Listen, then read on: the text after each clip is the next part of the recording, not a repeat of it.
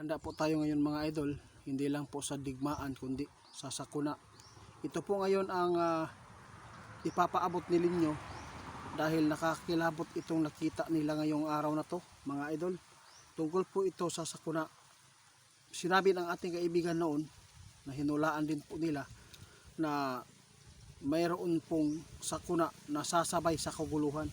Ito po ngayon ang ating bantayan ha. Kaibigan.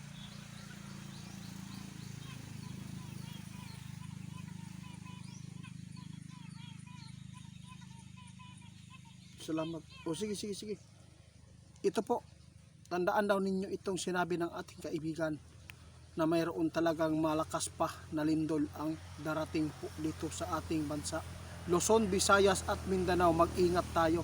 Lalo na ngayon, mayroon na pong sign na ang bulkan naglabas na ng laba. Ito po ang nakakagimbal o nakakatakot na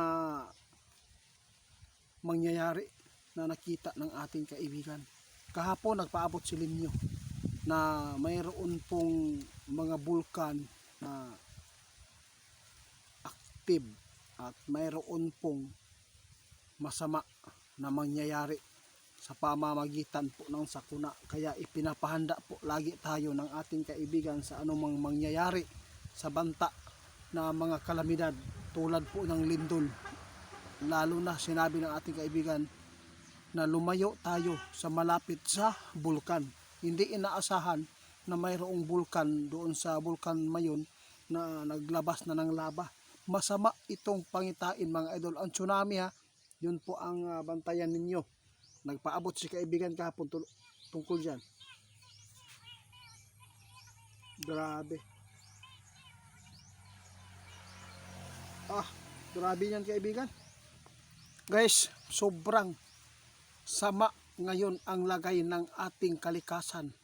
Sobrang sama din po ang lagay ng ating kalupaan dahil sa nagpapatuloy ang paggalaw nito sa ilalim ngayon. Posible ito mga idol, makasagupa ang Pilipinas ng lugar na magkaroon po ng tsunami dahil sa mga pangitain, dahil sa bulkan mga idol at pagyanig ng lindol na umabot ng 6 magnitude. Ang kasunod nito ang bantayan po ninyo kasi sabi ng ating kaibigan noon, kapag nagkakaroon po ng maliliit lang na mga intensity, posible yang aakyat pa ng lakas.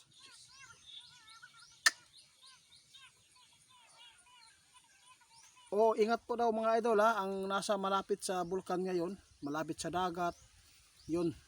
Lumayo muna kayo mga idol, hindi po natin alam kung ano po kalakas ang pagsabog niyan. Lalo na yung crisis mga idol, isa po dito sa napaka problema.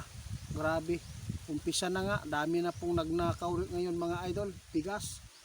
May nagnakaw na ng mga bigas, ano-ano na lang pinagnanakaw ngayon dahil sa sobrang hirap na ngayon ng buhay. Hindi pa tayo nakasagupa ng digmaan, ito na po ang ating epekto o apektado talaga tayo ngayon sa crisis dahil sa digmaan sa ibang bansa mga idol. Kasi isa po tayo na consumer po ng pinagkukunan po natin sa ibang bansa.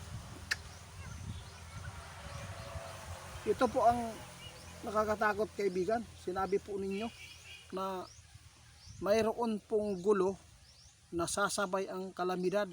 Ito po ngayon ang dapat nating paghandaan din sa lahat po ng mga makapanood. I-share ninyo ni advisean lang ninyo yung mga kamag-anak natin na huwag lang pumupunta sa mga mataas na mga building, mall. Kung mayroon man kayong mga importante kukunin dyan, madali lang kayong lalabas dyan.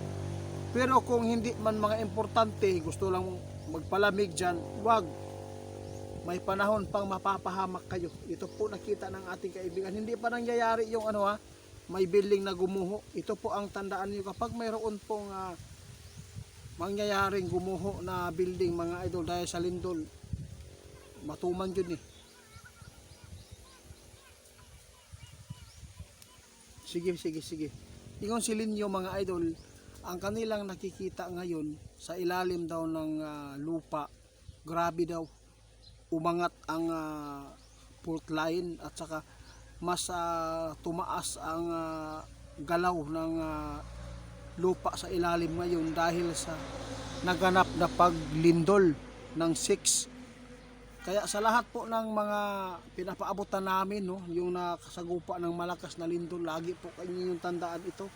Makinig tayo sa mga people, sa mga government na nagpaabot na kung sakali man palikasin kayo dyan sa lugar, alis na lang po kayo. Mga idol, paki-report po kay Ghost Hunter 88 Fans ha. Ghost Hunter 88 Fans 2.0, hindi po yan ako, mga video ko lang ang ninakaw. At saka doon sa TikTok.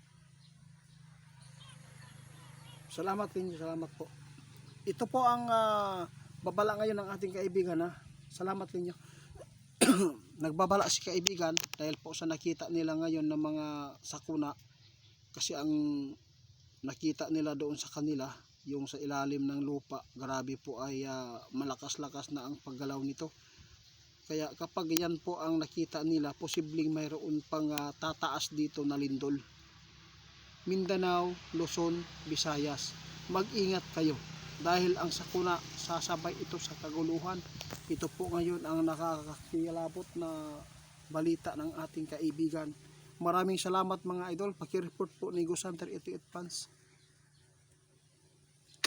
Hirap talaga ang buhay ng tao dahil napakarami